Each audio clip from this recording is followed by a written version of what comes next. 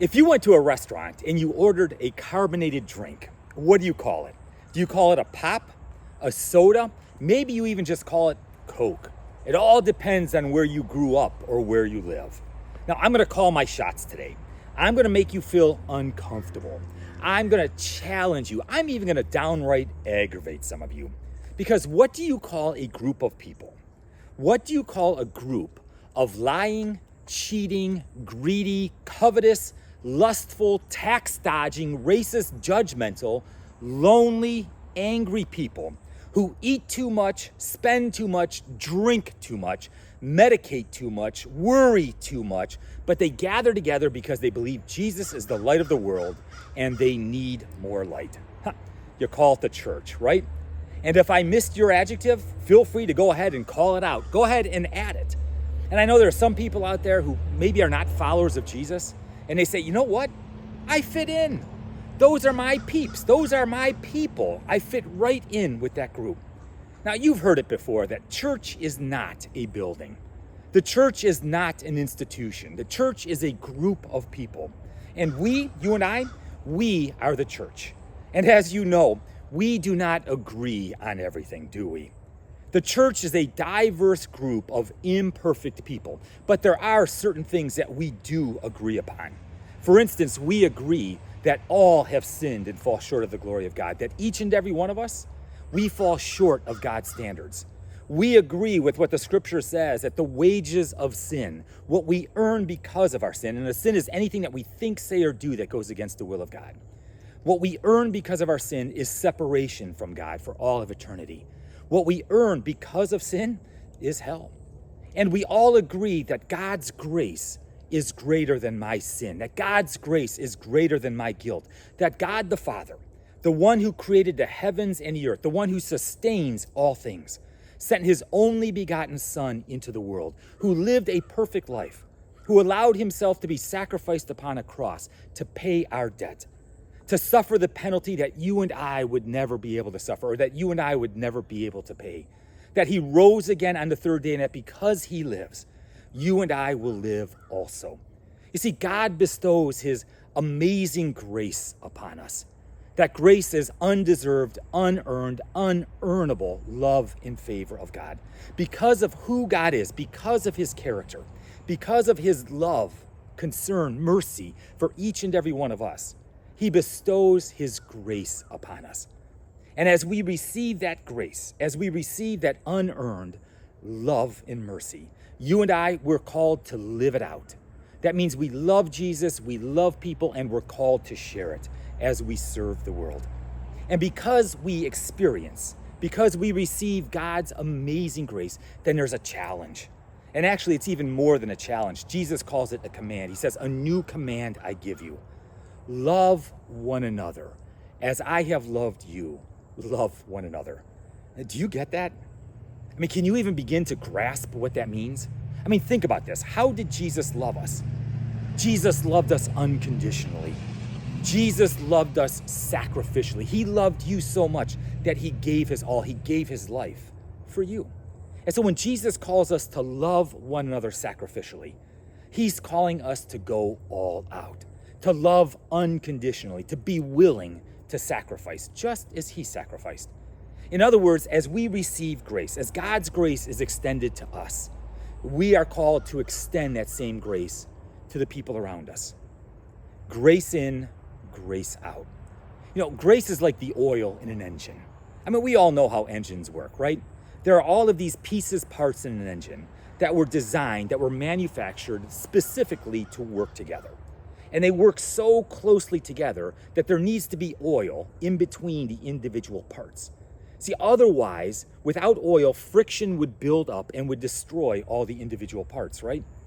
Well, the same thing is true about relationships. Without grace, the friction that would build up between relationships would destroy that relationship. You see, grace, the oil of our relationships, allows people to work together without destroying each other. It allows people who are unlike to like each other. It allows us to get along with each other, even when we don't agree with each other. See, Jesus came into the world to make things right. It's like that old hymn, that old Christmas hymn, God and sinners reconciled. That's what grace does. God and sinner reconciled. God and sinner made right. The relationship restored. The relationship made whole. That when God looks at us, he doesn't see our sinfulness, but he sees the righteousness of Jesus. And then we're called to be like Jesus. As followers of Jesus, you and I were called to grow in our sanctification. That's kind of a theological term there, right? We're called to grow in our holiness. In other words, as we become more and more mature in the faith, people should be able to look at us and our words and our actions, the way that we live our life, should be more and more like Jesus. See, God bestows his amazing grace upon us. And amazing grace is an invitation. My friends, it's an invitation for you to be amazing. See, I'll maintain that you are more like Jesus, that you're more like your God, that's your Father in heaven, when you extend grace to the people that hurt you. When you extend grace to the people who didn't ask for it. When you extend grace to the people who caused harm or discomfort to your family. But see, here's the rub. It's not always easy for us to extend grace, is it? I mean, come on, be honest with yourself. It's not easy for us to extend grace, especially to certain people. Or maybe I should say to certain groups of people. People who display different behaviors than what you live. Or someone who hurt us, someone who caused us pain. It's difficult for us to extend grace to them. But have you ever thought, why is that? I mean, why is it so difficult for us to extend grace? Well, I'm glad you asked, because Jesus gives us an answer. It's on the Sermon on the Mount, that most famous sermon of all. It's recorded in Matthew chapter 5 through Matthew chapter 7. All right, and in Matthew chapter 7, verse 1, Jesus says this, "Do not judge. Do not judge, or you too will be judged. For in the same way you judge others, you will be judged. And the measure you use, it will be measured to you." Now, see, this verse is, in all honesty, misunderstood by many Christians. When Jesus says, do not judge, he's saying, do not participate in this self-righteous, hypocritical judging. Like the Pharisees and the Sadducees, they would think of themselves as being more holy, of being better than anyone else. And they would point their bony little fingers and they would judge others for their behavior. They would look at themselves and say, look at how holy, look at how righteous I am, when all of you are sinners. So Jesus is saying, do not have this self-righteous, hypocritical judging kind of attitude. Don't be looking down your nose at other people. But if you keep reading in the Gospel of Matthew, in just a couple of more verses, Jesus is telling us to judge. But what he's saying is, you know what, you and I, we need to have discernment, right? We need to be able to discern what is truth based on the facts. So you and I were called to discern. We're called to discern a true prophet from a false prophet. We're called to discern the truth from any type of lie or falsehood. But Jesus says, do not judge. Do not have this self-righteous, hypocritical judging. And then all of a sudden, I mean, Jesus, it comes out of nowhere. Jesus kind of sucker punches us in the nose. You see, he has this very difficult question that really just like Jesus always does, right? I mean, he always takes it that step further. So are you ready for this difficult question that Jesus asks? Why? He says, why do you see the speck that is in your brother's eye, but you do not notice the log that is in your own eye? Woo! I mean, what a difficult question that is. He's saying, why do you focus on? Why do you look specifically at? Why do you give attention to? Why do you get so amped up and ramped up? Why do you get so emotional about the speck that is in your brother's eye? But then all of a sudden you ignore the log that's in your own eye. You ignore your own attitudes. You ignore your own behavior, your own issues, your own habits. You ignore the log that's in your own eye. And oftentimes our answer is, well, that's not a speck that's in their eye. They're different than me. They're a Democrat, or they're a Republican, or you know what, I was over their house and they were watching CNN, or that person over there, they watch Fox News or Newsmax. Well, they're different than me, Jesus. That's not a speck in their eye. That's a forest in their eye. Or maybe it even gets more personal than that. Maybe in your life, he left me. He left me and my child to fend for ourselves. And then as he grew older and got ill, then he wanted me to help take care of him. Or maybe it's Jesus. My kids don't even talk to me anymore. My kids have just kind of forgotten about me and left me alone. They have absolutely nothing to do with me. So you see, Jesus, you don't understand my circumstances. And that whole log in my own eye thing, well, Jesus, I don't have a log in my eye. You see, I can see the world clearly. I understand how things work, Jesus. I understand our culture. I don't have a log in my eye. Jesus, I can see clearly. Now, I want you to be honest with yourself.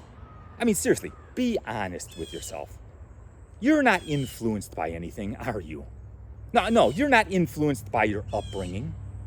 You are not influenced by the environment that you grew up in or the environment that you live in right now. You have not been influenced by your education or your health. I mean, you have not been influenced by your success or your failure, your hurts or your joys, have you? We know that that's all false. We've all been shaped and formed by our experiences, by our opportunities, by our successes and our failures. And so for us to say, Jesus, I don't have a log in my eye, to say I'm fine, I can see the world clearly, we know that that's not true. But Jesus doesn't let it drop there. I mean, he pushes it another step. He says, or how can you say to your brother or your brother-in-law or your sister or your sister-in-law or one of your family members that you're estranged from? How can you say to your brother, let me take the speck out of your eye? In other words, how can you say to them, let me tell you what you did wrong? Let me tell you how it's done. Let me tell you what to do with your life. I mean, let me explain to you where you really messed up. See, Jesus says, or how can you say to your brother, let me take the speck out of your eye, when there's a log in your own eye? And then I can just picture Jesus pausing for a moment. Maybe he kind of sits back, even has this little smirk in his face, a drum roll, and then he hits us with two words, just two simple words. Jesus says, you hypocrite. You hypocrite. Then all the unbelievers, all the non-followers, I mean, they're applauding over there. He just called his own people hypocrites. I mean, Jesus, he is going to sock it to the church people. You hypocrite. Have you ever wondered why God the Father could love us so much? You know, Paul talks about how deep the Father's love is for us. Do you know why? Do you know why God's love for you is so deep? Because God knows. God sees you for exactly who you are. God knows your upbringing. God knows about your father or your stepdad. God knows about the environment that you were brought in or the environment that you were thrown into or plucked out of.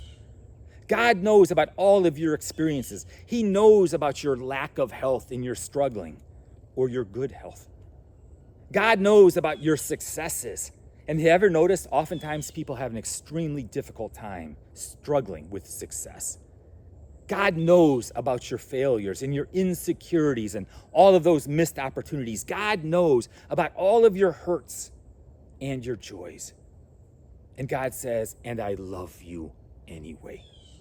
God knows exactly who you are. He knows what you've experienced. He knows what you've endured. He knows what you've done. And he says, I love you anyway. You see, that's God's amazing grace. We did nothing to merit it, nothing to deserve it, nothing to earn it in any way. And yet God says, I love you. It was the Apostle Paul. Remember the Apostle Paul?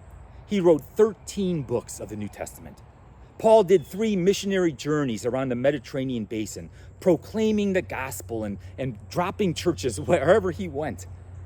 Paul who wrote 13 books of the temple, the New Testament, calls himself the chief of sinners. At one point, he's basically identifying as the biggest hypocrite out there. And in Romans chapter 5, this is what Paul writes. He says, but God shows his love for us in this, that while we were still sinners, Christ died for us. God shows. He doesn't just talk about it. He doesn't just mention it. He demonstrates it. He lives it out. God shows his love for us in this. And this is what is so exciting. I think this is why Paul got so excited.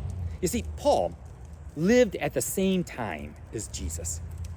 And Paul was out there sinning, right? He was out there trying to wipe the name of Jesus off the face of the earth. He was persecuting entire families, throwing them into jail, putting them to death. Paul was trying to wipe the name and the memory of Jesus off the face of the earth. And Paul, we're not really sure where he was at this time, but Paul was out there someplace sinning as Jesus was in Jerusalem being crucified, being put to death to pay the penalty of our sin, to pay the penalty of Paul's sin. And so Paul can write, but God shows, God demonstrates his love for us in this, that while we were still sinning, you see the verbs in this verse are in the present tense. Paul is saying, while I was out there and I was still sinning against him, while I was out there trying to destroy the church, Christ died for us. Christ died for me. You know, Paul could have written it like this for us, but God demonstrates his love for us in this, knowing ahead of time the sins that we would commit and then confess and then repeat and commit again and confess again. Christ died for us anyway. You see, that's what Jesus does. That's what grace does. God gave us what we deserved the least but needed the most. And then he challenges us. He challenges us to live love. He challenges us to love one another just as he loved us. And my friends, that's more than just following the golden rule. That's more than just trying to be nice to somebody, to say, you know what, when my sister-in-law comes over for the holidays, I'm not going to sit there with my arms crossed. I'm not going to sit there with a scowl on my... It's more than just simply being nice. He's challenging us to extend grace. To extend grace. And then he goes ahead and he gives us step-by-step instructions on how to do it. He says this, first, you get that? The number one thing you need to do, the primary thing, the very first thing that you need to do, first, take the log out of your own eye. And then you can extend grace. Only after you take the log out of your own eye, only then will you be able to extend grace. He says, then you will see clearly to take the speck out of your brother's eye. So Paul says the very first thing that you and I need to do, my friends, is we need to recognize our sinfulness. We need to recognize how we fall short of God's command. We need to recognize that, you know what, each and every one of us, we have logs in our eyes. That when we look at people who are different than us, when we look at people who live differently, when we look at people who are a different race or a different culture, we've got logs in our eyes. And my friends, logs prevent us. They get in the way of us extending grace. So be honest with yourself. Got logs? Do you have logs? Because when we see others as Jesus sees them, then it's an opportunity for you and I to extend grace to someone who didn't ask for it, to someone who hurt you, to someone who never expected it. You see, the more I recognize what God still needs to work on in me, the more I recognize what God has to do in me, the less I focus on what he needs to do in you. The more I recognize what God still needs to work on in me. You see, the more time that we spend with Jesus, the more time we spend in his word, we recognize what God has to do in us. You know, Martin Luther said that the primary use of the law, remember the law works as a curb, a mirror, and a guide. That the number one way, the primary way that the law works is as a mirror. Because when we're in God's word, when we're spending time with God, we recognize our own sinfulness. We recognize how we fall short. We fall into despair, recognizing the truth that there's nothing that we could do to save ourselves. There's nothing that we could do to reconcile that relationship between us and God. We've all sinned. But that also shows us our need for a Savior and how with God's grace, that undeserved, unmerited, unearned favor, God sent his Son into the world. You see, Jesus drew near when we were far away. At Christmas time, we celebrate Emmanuel, God with us, in spite of us. You see, Jesus entered into this world. Jesus came into this world so that God and sinners would be reconciled. He came into the world to make things right. And Jesus was more brokenhearted by our sin than put off by it. And so God came near, that our relationship with him could be restored. You know what's interesting is when you look at the scriptures, when you look at the New Testament, there was one group of people that Jesus always kind of bumped heads with. There was one group of people that he had conflict with continually. You see, their logs did not allow them to see people as Jesus saw them. And that was the people who perpetuated graceless religion. The Pharisees and the Sadducees, who thought of themselves as being better than everyone else, and they looked down on everyone. And Jesus was constantly bumping heads with them. And my friends, I don't want to be one of them. I don't want us as followers of Jesus to be one of them. Jesus, when he came into this world, as John said, he came full of grace and truth. He was full on grace, full on truth all the time. And my friends, it is grace that is so attractive. Jesus was full of grace and truth. So let me ask you, what are you full of?